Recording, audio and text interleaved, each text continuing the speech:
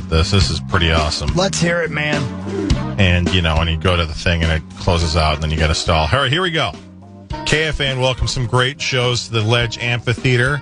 We have 38 special this weekend featuring the Chris Hockey Band. Woo! John Mulaney will be there August 22nd. Wow. And Black Label Society will be there on September 25th. All the details at KFAN.com, keyword calendar. That's right. Let's go. Archer Morning Show, 8:04. We're in the 8 o'clock hour. We did it. How's things going at the poll? Any idea? I think they're going fine. Pretty good. I don't know what time they open. I know Chrissy had to be there at 6. So those people who work the polls today, the usual shift is 6 a.m. to 10 p.m. It's a 16-hour shift. They expect you to be there. Now, they will allow you to do like an 8-hour shift, and if they've got somebody else, they'll do the 8-hour shift. The vast majority of the people are there 16 hours. Do they get to eat? They do. They get bathroom breaks? I think Chrissy gets a half hour for lunch and a half hour for supper at some point. Do they get to use the throne? Dethrone? Do they have to call it supper because it's Minnesota? Yes, that's right. You betcha. Yep. Do you get like free I voted stickers? What are the perks? If you vote. I don't think you're allowed. Well, I mean, for instance, Chrissy's not working at our polling place, so she had to vote early.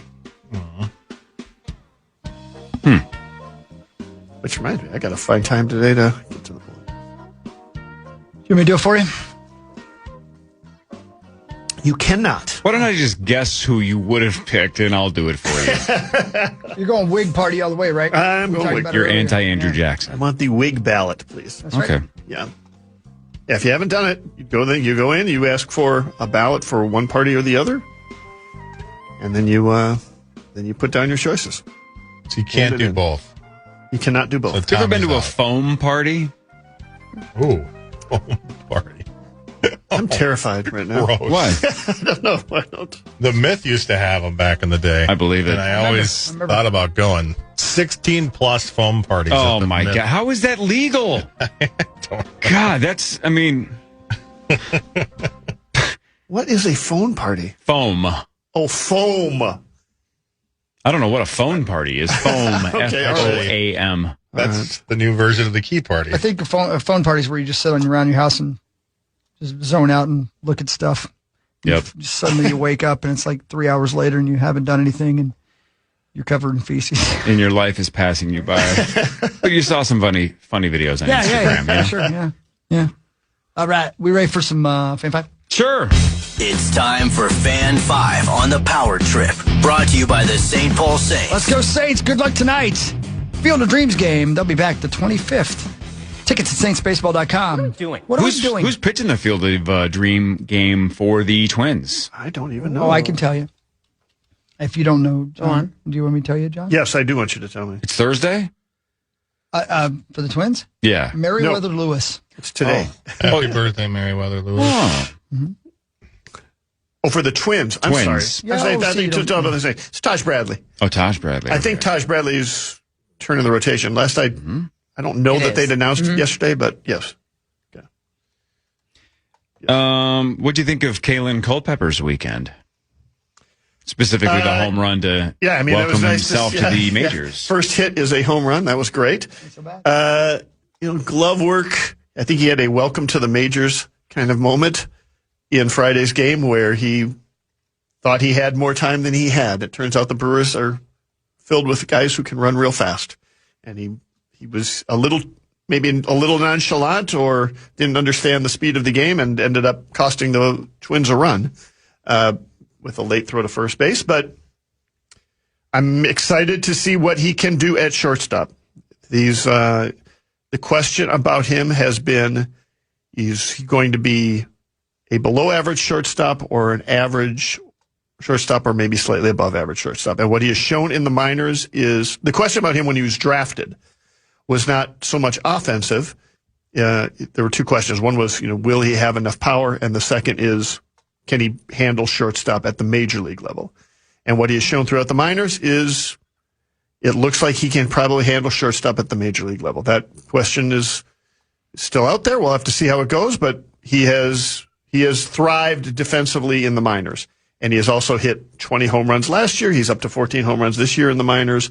So it looks like he has the power. And then sure enough, his first hit is a home run. So there's a lot to be, and they have juggled around their defense. They have moved just about everybody down the defensive spectrum. And you can do that if you actually have a good shortstop. And so they desperately need him to become a good shortstop. Had a sac fly last night in the fourth, but the Twins won 9-5 over the Baltimore Orioles. The Twins had 14 hits, and Austin Martin had 4 of them. He was 4 of 5, 3 runs, including a solo home run in the third. Austin Martin has been in about a 3-month slump. Is that good? And we spent Monday's Gleeman of the Geek podcast expressing disappointment in Austin Martin's performance over the last 3 months for about 10, 15 minutes, and then he went out and had his best game of the year. Yep, good timing. Which is really good to see because he needs it. I mean, if he's going to be a valuable bench player, he's got to be able to bring the sort of game that he had last night with some occasional power, some good speed, and being able to get on base especially versus left-handed pitching. And that's what he did. It was fantastic. The Twins are 59-61. They are 3.5 games behind Chicago in the division, 1.5 behind the Rangers in the wild card. Right now, it looks like there's basically 4 teams chasing the last wild card spot. And sure enough, if you take a look at like the sabermetric odds and so on, the Twins have about a 25% chance of making the postseason. But even that kind of, I think, understates it because there are also 2. If any of those teams gets hot, you would think, oh, well, then they're just going to take it. No, if any of those teams gets hot, they probably win their division. So, and the Twins still have a shot at their own division. And if they win that division, there's a decent chance they even get a bye in the first round of the postseason. Ooh. So, this is it's going to be some real drama. If the Twins were a game and a half, and they've got 2 months to make it up. If they were a game and a half back a week before the end of the season, I'd be excited about it. But to be this close with still this much time to play, and I think they've still got 6 games left versus the White Sox to chase them down.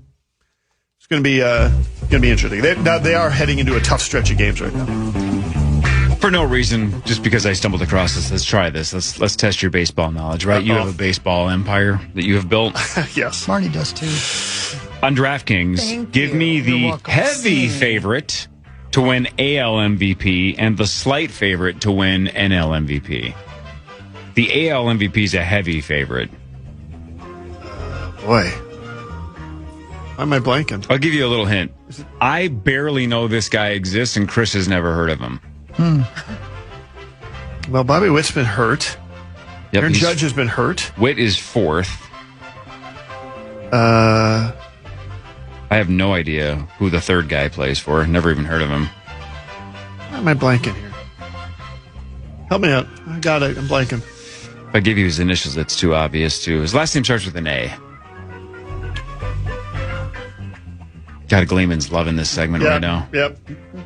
Yordan Alvarez, heavy favorite in the AL. Oh, okay. Minus 1,500. What about the NL? Slight favorite. So it looks like a 2-man race in the NL. Schwarber? He's 3rd.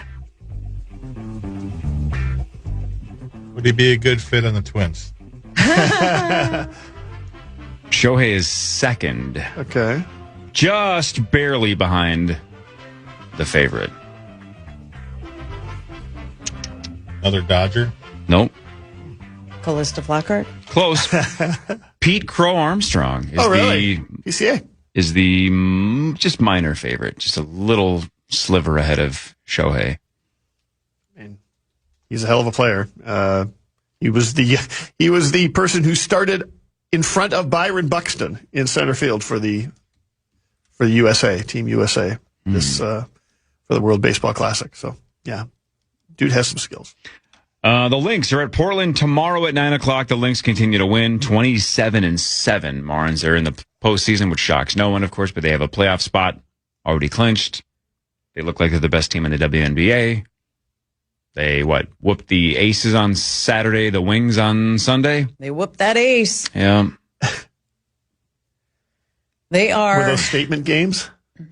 Could be. I liked the line I used last week. I'll use it again. The Lynx are head and shoulders, knees and toes above every other team in the WNBA. And Kayla McBride had the game of her life. 10 threes, WNBA yes, record. And I was just looking at her quarter scores, her quarter box score in that game against Dallas, where she had 43 and set the WNBA record for 10 made three-pointers. In the first quarter from 3, 0 for 0. So she did not even shoot a three-pointer in the first quarter. Yet she went on to set the record in that game. Second quarter, 4 for 5. Third quarter, 2 for 4. Fourth quarter, 4 for 5. That's pretty good. Yeah. On DraftKings, the Lynx are even money to win the WNBA title. The next closest is the Aces at a little over 4-1. So, okay. Is even money not a huge favorite at this point? No, I mean, does that surprise you? That is. Yeah, that's basically saying that's just as likely as the field, right? They're even money. So yeah, they are pretty likely to win this thing here. I think injury is the only thing that's going to stop them. I really do. They're loaded. Their starting five is loaded. They don't go to their bench much. They don't need to because their starting five's so freaking good. I know. Anything can happen in a short series, though. Well, especially if the commissioner shows up with the skyline of the opposing team on her the Las Vegas sports coat or whatever. On her dress. Oh, again, that's one. I'm never going to be opposed to that, though. Even if that's showing favoritism. If she's got the Vegas skyline on her blazer, and it's got like construction over here, like cones over by the wind, and with just like a little light up sign that says Abbott with an arrow pointing to the construction update. That would be hilarious. Where are the cones? Calm down. You don't know where the line is. Up near her shoulder, but a little bit lower and more centered. Got it. Yeah. How does she still have a job? The last couple of years is she's disastrous. Dealing with a lot. Okay. Yeah, she is. There's just a lot going on. But it's chaos. Like, I mean, isn't the job of a commissioner to reel it in? Right. Yes, but she can't control every individual player and what every individual player does and says and tweets and that's the job. Interviews and she can't mute them. But can I ask you a question? And I'm not even asking this sarcastically, but like, what has she done? Because it seems like from afar, she's just watching the city burn. You know what I'm saying? Like, what has she done to even try to slow the story down or stop this narrative? And it just looks like it's the Wild Wild West. It looks like it's a headless horseman here. I don't live behind her closed doors, so I can't answer that question. I think she's been reacting to everything that has happened, so I know the wheels are turning, and there are responses that are happening. If I'm guessing if the owners had a real problem with her, she would not have been the commissioner going into this season. Like, there would have been a change. But she got through the collective bargaining agreement that happened over the summer that went into place that set the table for this new season and the bigger contracts, and the expansion is happening, and Cleveland's coming in, and Detroit, and Connecticut's moving to Houston, and all these things are happening. And so the owners must be okay working with her. Strange. Because she is still the commissioner. And the league is still thriving. And the Lynx are going to win it all. Sing it. No, he's being serious. Sing it. D-champs. The Lynx are going to win the title. Okay, he regrets that. What's a title? It's when you win it home and you got a two. stuffed nose. Oh, my gosh. Gonna need some Tylenol after that. Extra strength title. Yep. Let's do headlines. We've talked enough sports. Let's do headlines when we come back. All right, headlines after this. Marnie Gellner, John Bonus, and the rest of the Power Trip Morning Show right here on The Fan. Our iHeartRadio Music Festival. Presented by Cap. Okay. By the way, to JJ and everybody else, Yeah. your all access pass to KFAN starts at KFAN.com/watch. Watch the Power Trip Morning Show program, passwords, exclusive interviews, and more. Get closer to the shows and personalities that you love. It's powered by Quantum Fiber Internet. That's right. Yeah. I want to say hi and thank you to all the people at the Stomp Out Suicide event I was at on Saturday morning. What an impressive and wonderful event. To the organizers, everybody, Canvas Health, who put that together. Thank you for inviting me out there. I'm so sorry that we had to be there, but I'm so glad we were together. What a great morning and what a great event. Great to meet everybody out there. A lot of Power Trip listeners out there supporting each other. So take care of yourself, take care of each other, take care of your mental health. Power Trip Morning Show, we're back, and this is our final segment of the day. Marnie Galarnar is here, and as is Johnny Bones. Hi, kids. Our reporter, Calista Flockhart, has gone on strike. Sad story. That's too bad. Yeah, she wants a yacht. Well, iHeart has one. That's what she said. We can donate one. That's what she said. She heard. All right, ready? Yeah, I think I'm ready. And now it's time for headlines presented by All Around. We get it done and we do it right. I feel like I'm doing the every time we play that. What is that? A hip hop hooray by Naughty by Nature. Hey ho. Yep. And then Marty's like, what? Great minds. All right, I know we accidentally stumbled across, we were talking about feet pics earlier. You were talking about But it's in the news.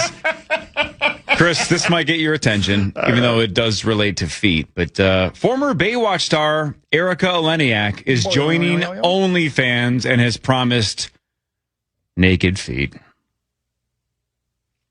Would that be bare feet? Feet, yep. All right. feet. Yep. That's a good start, I guess. Bottoms up, baby. Marty, you ever seen the Steven Seagal film Oh, Under Marty, Siege? don't be disgusted. Under Siege. No. Don't be disgusted by me, Marnie. I'm not. I didn't know where he was going. It's not a terrible movie. It's I'm not not interested. It's a interested in great movie, feet. and that Right. cake. Yes. That Yep. cake. That cake is something. delicious. Under Siege came out in 1992.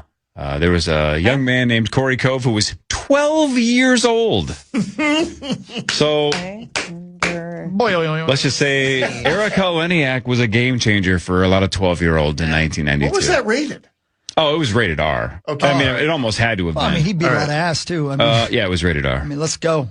Right? Does she have a nude? Yeah, she jumps out of a cake. Topless. Marnie, that lady's in a cake without any air support for at least 12 hours. Yeah, it makes no sense. It makes because no sense. She gets like drunk because she was like seasick or something. So she like took some medication to kind of calm her nerves, and she falls asleep / passes out in a giant cake that she eventually was going to perform in. Yep. Well, she doesn't know that while she's out cold, the entire ship gets taken over and they're all held hostages. So Yeah. she doesn't know, and they don't know that she's in the cake. So then Steven Seagal is wandering around looking for bad guys, bumps the cake, and that wakes her up, and she immediately starts performing. Yeah. And the world has never been the same. Yeah, let me tell you.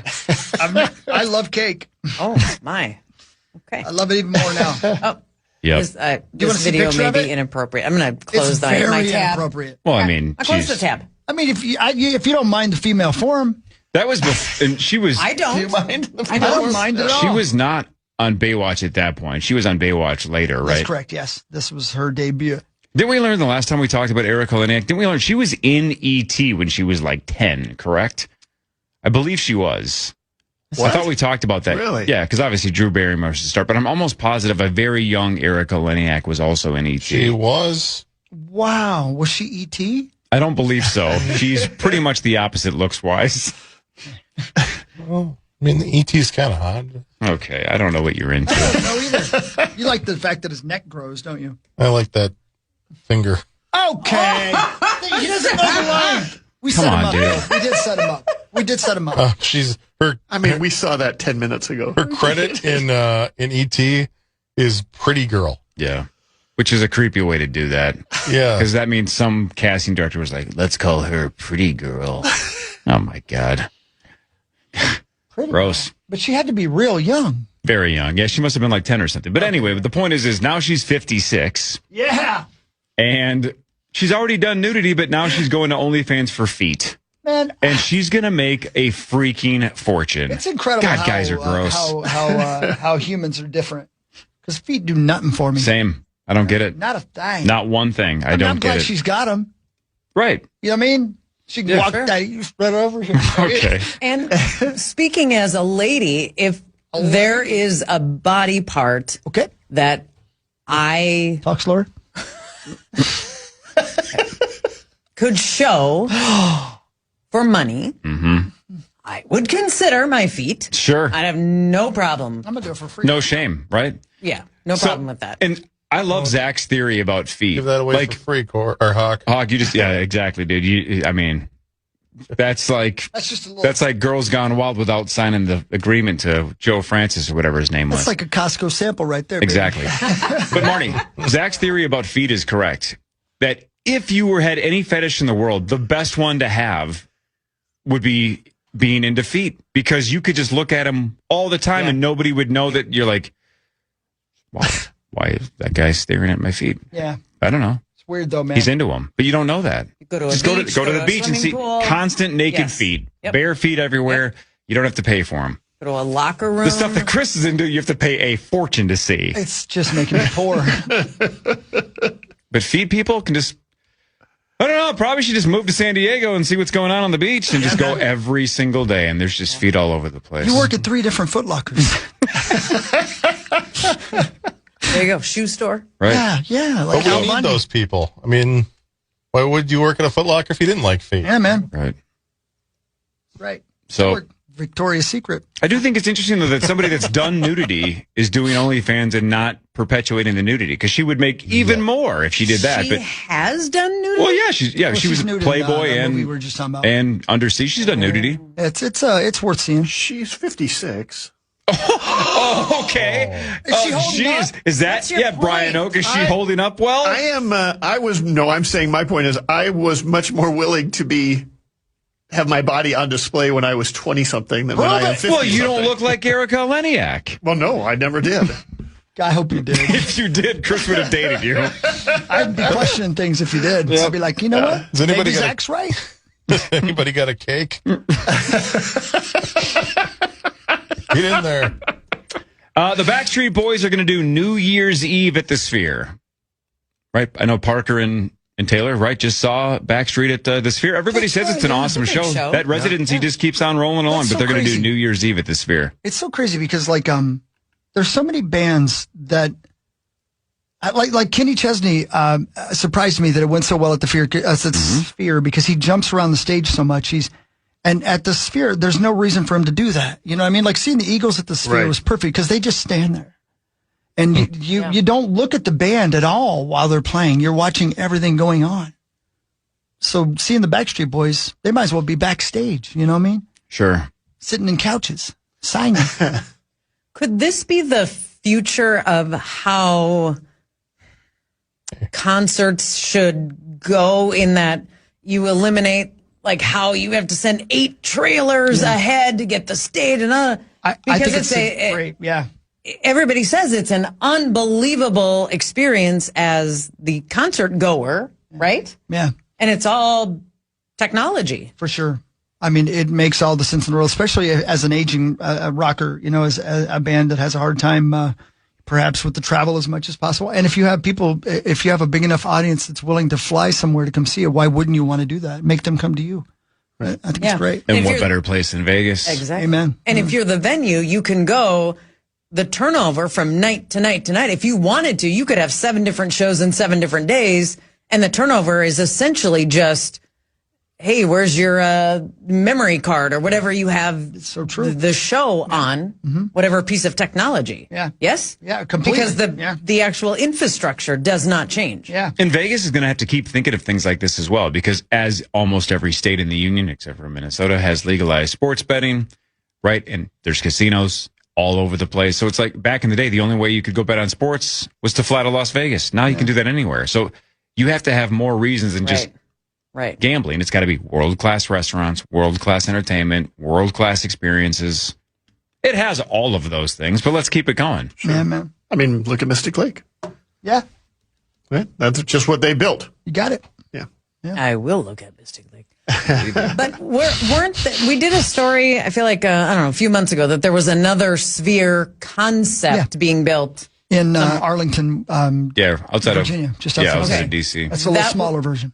That was my sort of initial question. Is this going to be the template for... Supposed to be. I think it certainly venues I've all heard over London and the country. I've heard Nashville potentially too. Yeah, it certainly could be. And imagine like cold weather cities, where like Minneapolis, where half the year you can't go outside to the Mystic Lake Amphitheater. Imagine you could go into a sphere that's a little bit smaller and see, maybe the Rocket Club Chris Hockey tour. Go see Rocket Club at the Cylinder. Yeah, that's right. It's maybe not as grandiose as at the golf ball. Dust Cylinder, I think. The Dust Cylinder. Mm-hmm. Since we're talking shapes, Cheez-Its crackers, bras. What shape? You were talking about shapes. Throwing them out. Cheez-It crackers are technically not squares. They're rectangles. Right. They're about 1 inch by 0.95 inches. Now, here's my question for the Cheez-It people. If you know that your template for your shape of your Cheez-It is 1 inch by 0.95 inches,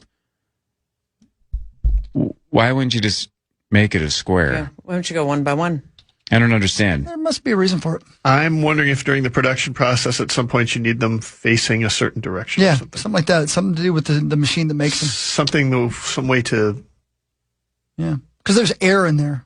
You're correct. The microscopic difference makes them technically rectangles, shape caused by slight shifting or shrinking during the industrial cutting, drying, and high-speed baking process. Okay, but for argument's sake, high-speed baking, yeah. Then couldn't you just start with a bigger Cheez-It cracker that during this process it shrinks down to a 1 by 1? Can't you just ratio it out differently? I mean, come on, Cheez-It people. Because of the movement. It's interesting. Ends up shrinking a little more one way. In my mind, it's a perfect square. It does look so close that I would have never known that it's not, but I guess it technically is not a square. So if you ever want to win like a prop bet, if you want to, hustle your friends as one wants to do, bet them that it's not a square and then win money. Yeah. And don't have friends anymore. And then end the friendship, exactly. So that's what we call a win-win. Is you're richer, you have Cheez-It crackers, and you have fewer friends. You pull out your... God, I got to do that today. Precision measuring device to show them that it's 1/20th of an inch. Yeah. Difference. I get arrested when I pull my... I think the moral of the story here is we can all agree shrinkage is a problem. Amen. Yeah. Somebody finally said it. Is the best Cheez-It the extra toasty? Oh! I go reduced fat. That's the best one. Ew. I've been told, because I've never had the extra toasty ones, that it's similar. Like it's got a different taste. I just can't do the regular Cheez-Its anymore. I actually think the reduced fat taste better, legitimately taste better. I'm definitely not eating them because I think I'm being healthier. I just think they taste better. I like the big ones. Okay. Yeah, button bar. Why don't you go for a walk? Button bar, because you say that all the time, so it's not even worth putting on button bar. Big Cheez-Its are great. Yeah, bigger the better, baby. Never had them. I like the duos. What are those? It's where you got two different flavors in the same package. But what are the options? Which ones do you like? I don't know. I can't remember the things. There's one that's a little smokier, maybe a smoky Gouda or something, and then I don't know, another one. Sounds like a fancy Cheez-It. Fancy Cheez-Its. I like the fancy Cheez-Its. That's a weird word. Smoky Gouda. Sounds like somebody in The Sopranos. Oh, there's the duo. So pesto and no, that's not it. Mozzarella, sharp cheddar and Parmesan? Bacon and cheddar. Not anything with pesto. All right, this is nonsense. Since we're talking about nitpicking products like Cheez-Its, you got something before we move on? No, I just want to come back to food when you get a second. Okay. This is preposterous, but let's just stay with me for a second. For the first time in over 15 years, 7-Up is changing its recipe. Yeah. So it no longer will be a lemon lime soda. That's the dumbest thing. Instead, it will be a lime lemon soda. Whoa. They're going to tweak the formula to be more lime forward. And they're doing it across the entire lineup, including zero sugar, the cherry 7-Up, and the cherry zero sugar. This makes me sad. This changes everything. It makes you sad. Are you a big 7-Up guy? I love 7-Up. And it will actually, by the way, they're going to change up the branding. It'll actually say lime lemon on the packaging, not lemon lime. It'll say lime lemon. Big deal. John. I'm going to tell you right now. Big deal. This has nothing to do with the taste of it. This is somebody in the marketing office saying, here's how we're going to get some people to talk about us again. It's brilliant. It was time for 7-Up to have a shakeup. It's brilliant, though. What are we going to do to push the old 7-Up? Well, here's what we're going to say. Yep. One social media influencer did a side-by-side taste test and smell to see if she could smell or taste the difference. She said the new version does have a limier smell, and it's slightly more zesty in flavor. But she said it's barely noticeable. I think it's complete suggestion. I bet it doesn't. I bet it didn't change at all. You know what I mean? Just lying to us. It's the exact same formula, and just the idea that you're saying the one word first makes you think of that. Got to go around and hoard Whoa. the old 7-Up. You do what you like. Go and hoard the old 7-Up. I Stash. can't say that I've seen anyone with a 7-Up outside of a mixed drink Or sick belly. or a sick belly. 7-Up and saltines, right? That's That's it, man. that was Mom's That's how you remedy. get through it, man. Price is Right, 7-Up and saltines, or ginger ale and saltines, one of the two. Mostly 7-Up. I've written 2 things down. Can I go with these 2 things? Yep. Do you guys know, because you just said the thing about Mom's Remedy, do they still make Vicks Vapo Rub? Yes. Oh, yeah. Do you guys remember that? I still Mommy put it on your use chest. it. Sure. You still use it? Just for fun, though. For pleasure, not for purpose. That's right. Yeah, that's right. He just likes rubbing it on people. Just wakes me up in the afternoon. Yeah. They Just a little hit. I can still smell it, and I didn't even know if they made it or not anymore. The That's part menthol. The menthols. Yep. Yeah. That's absolutely part of my when I get a bad cold routine. Really? I still do Vicks Vapor. I'm going to buy some. Bring it in here, rub it all over Corey. That'd be great. Yeah, you're welcome. Number 2, CVS the other day. I love CVS. Let me tell you why. CVS is like Walmart, only not having to go to Walmart. Do you go CVS at Target or CVS standalone? Standalone. Standalone. They have all kinds of odd candies, just like out of nowhere. They'll have like a, yeah, you know what I mean? And they had Twix balls. Nope. That sounds incredible. Oh, that sounds amazing. Twix are amazing. Original? I said Twix, by the way, Zach. Original flavor? Twix? Sure. That sounds incredible. Here's the thing, though. Tastes nothing like a Twix. And they were so strong. What does it taste like? They were so strongly caramel. Salty. No. So strongly caramel that I had to throw them away because the smell of caramel on my hands would not go away. Had to wash my hands like multiple times to get the smell of caramel off my hands. So I think they're experimenting, and they went strong on the caramel, man. Strong. So don't try Were Twix they balls. chocolate Twix coated on the outside? Yes. They looked like a Whopper. Sure. Exactly like a Whopper, but inside. Where did your fingers even come into contact with caramel? It's a legitimate question. They never did. That was the bothersome thing. There was so much caramel inside that the chocolate couldn't hold it in. And it just starts seeping out your hand. It pours in your hand. No, they weren't. I'm telling you, it seeped through the chocolate. Now I want to go to CVS just to test this. Go ahead. I don't understand. I'll go fish them out of the trash at home. Bring them in tomorrow. That's all right. Okay. The fam went to and me. I got dragged along. The candy store in Jordan over the weekend, right? The giant yellow candy store. Man, that's I a would place. love to see their books. That place must absolutely print money. Do you think? Because they got so much stuff. But the line never stops. Yeah, that's a good point. And Yeah. everybody's buying like $100 worth of candy. Yeah. Like nobody's going like, I'll take one Snickers bar, please. Yeah. Everybody's got a haul. And it is a traffic hazard. It's nuts. They've actually they did a good reworked job. 169 They to did, yeah. be able to Yeah, you can't Thank turn God off. They did. can't turn left. Now you can't turn off anymore. Now you have to exit before and then take the frontage road. There's no direct turn much off safer. there. Much God they safer. did that. How do you think that candy store keeps older, like candy that you got as a kid or your parents got? How is that stuff still in the store? Like, who's still making it? I don't know. or Somebody's what? still making it. Yeah. They had for $9.99, you could buy a carton of candy cigarettes. Yeah, there's a confectionery company that specifically just makes the old candies. Yeah. So it is not a expiration date of 1942. No, it's not 50-year-old candy. That'd be great if it was, though. You know what I miss is, and I'm going to say this, and I know Johnny Bones is going to know what I'm talking about, but you guys might too. Do you remember the taste of bubble gum that came in in baseball cards? Sure. Yeah. Can you taste that in your mouth right now? I can. I've never been able to find that anywhere else. Chalky, little bit of powder. Yeah, that powder. Yep. Mm-hmm. And the taste is gone in about 3 seconds. Yep. Man, It tasted like the wrapper. Yeah. And the smell of the wrapper. Yeah. I'm not sure it tasted good, but I loved it. Well, and you guys have all gone through this, so you know this too, but how about taking like your kids to that candy store in Jordan? When Harper was probably, let's say 4, right? So Bailey's like 12 at this point. And you say, like, basically have at it. Go for it. Here's a basket and just go for it and fill it. And they would basically supermarket sweep it, right? Like just everything they could grab. And I'm like, this is going to be 3 months mortgage. Now over the weekend, now Bailey's 20, Harper's 12. And I'm like, go nuts. Do whatever you want. And they're like, they both got like 4 things. Yeah. I'm like, oh man, childhood when they're just like, I want that and I want this and I want 7 of those. Now it's Violet. You're turning violet. Yeah, and now it's just like, I'll try a couple of things and we'll call it a day. I'm like, man, that's you guys are getting boring. You know what's no cool fun anymore. Is all the different pops. I love all the different pops, man. They got everything. Yeah. Good times. Yeah, good times. USA. Can I give you a sports thing real quick? Sure.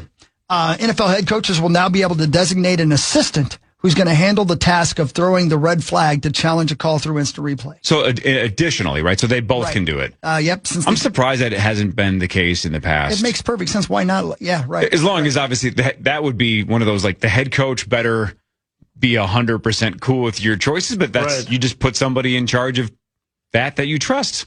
Yeah. Right? That's like all the teams that have the quote replay guy up in the booth that has to signal down and say challenge. It's the same thing, right? It's if you have a guy on the sidelines that is capable of throwing the flag, it's just maybe one less thing for the coach to worry about. Can you imagine like if Zimmer had designated one of the other coaches to do that? Would have killed him by the end of the year. He would have killed him. Yes, You're right. Yes. I was listening to the Bets and Quotes podcast. I have no memory of this, but I told a story when Zimmer had been the coach for the Vikings for 4 months of being at a practice this time of year. And they played this on the Bets and Quotes podcast this week. And I have, it was me talking. I have no memory of this, of one of the first practices and Greg Coleman first pregames. And Greg Coleman is interviewing coach in the locker room and I'm with him in the locker room and PA walked by and good game. Zimmer slapped him on the butt as he walked by. And I have no memory of this. I don't remember that either. I'm telling the story. And apparently Zimmer looked at him like he wanted to kill him. I told the story. That was my voice. He good gamed him. Yeah. Why does everybody around here think that's okay? Let's stop slapping asses at KFAN. There's the State Fair t-shirt. We promise in 27 we'll stop slapping asses. By the way, I think it was Bets or Quotes or somebody sent me a picture of a State Fair t-shirt idea. Just said, "Da fan."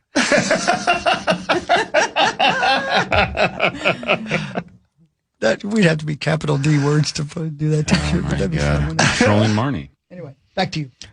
Cornell University is banning students from preparing wild game in communal kitchens. And the reason why they're doing that is because last year, 2 students skinned and butchered a black bear at a communal kitchen. Oh, my God. Wow. Yeah, I'd keep wild game at Grand Casino Arena. Okay. I'm sorry. Wild. Wild games. Wild. Yeah, Mr. Wild. Echo. Mr. Wild. Look at you. Oh, that's tomorrow. I like that he just lays in the weeds. Like an old bar. But it's always churning. It's always churning. You know how now we have like protein coffees, right? They're injecting protein into everything. Mm-hmm. Sure. Scientists have now created protein lettuce. So if you want protein and vegetables together, bad timing. Protein lettuce. Yeah, not great timing for the protein lettuce rollout. Yeah, because Taylor Farms is now expanding their recall to include salsa and guacamole products. Oh my God. You know what we should do? We should F with lettuce some more. Let's mess around with that. Couldn't agree more.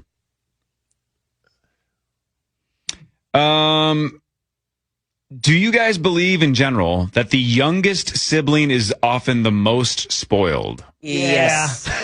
Jeez, that was almost unanimous and that was instantaneous. I am. I was the young one. What's crazy, though, is experts say that many youngest siblings don't feel spoiled at all. Of course. I think they That's don't because want they're to spoiled. Because they don't know any different, right? It's complicated. They don't want it to end. While some may have experienced more freedom or less strict parenting, many also report feeling underestimated, dismissed, or treated like the family baby long into adulthood. Therapists say the label can create pressure. Some youngest siblings feel they have to be the fun, easygoing peacemaker, even when they're dealing with their own stuff. So they're not feeling spoiled. That's me. That's you? Till I go hillbilly on it. And then I don't want peace. I want the world to burn. The researchers also suggest that birth order is obviously only a small piece of the puzzle. It suggests it's not nearly as predictive of your adult personality as many people think. My God, that's true. Where's Sauce in the... Sauce is oldest. He's first. Is he? He's the... Oh, wait. No, Kelly was first. I think Kelly was first. You're right. Kelly. Yeah. I think Kelly was first. You're right. Kelly was first. Dov's clearly the most spoiled. Yeah, right. Kelly, Sauce, and then Dov. You're right. You're right. Can we try something real quick, Corey? Go. Callista Flockhart ended her boycott. There's a story about Anthony Edwards in The Athletic today, and there's some quotes. I want to see how she does with his quotes. Here we go. On a recent night in Paris, Rudy Gobert was taking a video of a shimmering Eiffel Tower, one of the world's most recognizable cultural symbols. With the lights reflecting off the Seine River, a familiar Georgia drawl interrupts the tranquility. That looks like Walt Disney, the voice says, as the camera pans to Minnesota Timberwolves star Anthony Edwards. That Walt Disney, Rudy.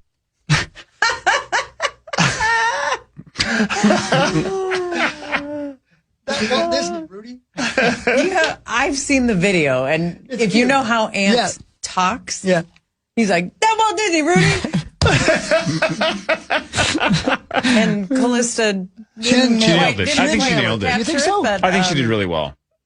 Yeah. It was a very endearing video of Ant sort of encapsulating like what Rudy. It was the Eiffel Tower, the actual Eiffel Tower. It was adorable. Shit. Imagine how much fun it would be to be those young people with that amount of money rolling around Paris. My God. Just being kids, but being rich kids that are superstars. How much fun. What a life. I hope it does build some chemistry. Because LaMelo's with them too, right? Yeah. Right. Most of the team is there. Really? Which I think says a lot about the team. They're in Paris? Yep. Paris is beautiful. And the Eiffel Tower gets crapped on. And I don't mean in a Dwight Hockey kind of a way. Come on. Right. Everybody says it's overrated. I thought it was the exact opposite. I thought it was spectacular. What's overrated about it? I don't know. But getting halfway up that thing, because Harper and I did the stairs. Yeah, we did too. Oh my God. Totally. Yeah, there's a lot of stairs. There's a lot of stairs. Because the elevator, if you don't book tickets for the elevator like a long time in advance, you ain't going up the elevator. You got to do the stairs. So you have to pay to go up the stairs, but it's freaking worth it. Yep. It's awesome. Who thinks that's overrated? Well, it's sort of, I can see why people would say it's like the St. Louis Arch. It's just a thing standing there. Yeah, but that's just, True. I think that is one of the most overrated things in this country. The Arch is, once you see it for about 10 seconds, you're like, okay, cool. And I know engineers think it's cool, architects think it's cool, but I'm like, but what am I supposed to do with it outside of looking at it? But man, getting halfway up the Eiffel Tower, seeing the Eiffel Tower is awesome, but being halfway up it and then looking out all over Paris is a spectacular view. And then seeing it at night. Sure. Is fantastic. That adds a whole new dimension to it. And the history the twinkling lights and such. Yeah, right. But I walked away going, I'm blown away being halfway up this thing. If I ever go back to Paris, I'm going to book the elevator tickets way ahead because I want to see what that looks like from the top because not even halfway up, I guess. That viewing deck isn't probably short of halfway, right? It's got to be less than halfway. And it's still spectacular. There's 2 viewing decks up as you go up the stairs. The first one was still, Jilly and I got up there to that first one. Yep.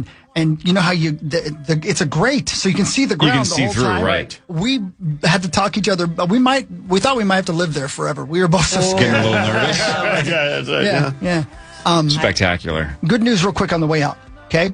One of the most vexing problems caused by the pandemic was the toll it was taking on mental health of young people. After years of focus on behavioral health, it appears that North Carolina high school students are doing better. They're doing something right in North Carolina for the kids who went through so much. We all did. during the pandemic. And so more on that. I'll read this story more, but looks like we're making some steps in the right direction. Right. Mental health with the kids. So that's good. Sounds good. We return to normalcy. Johnny Bones, have fun at Field of Dreams. So excited. Yeah, dude, give us a full report, okay? Marge, you coming in Friday? Sure. We got your distant cousin, Adam Thielen, playing initials on Friday, and Sauce and many others. Okay. So see you Friday. All right. I'll be here then. 9 to noon is next. Power Trip returns tomorrow. Sauce is back tomorrow, 5:30 to 9. See you tomorrow. You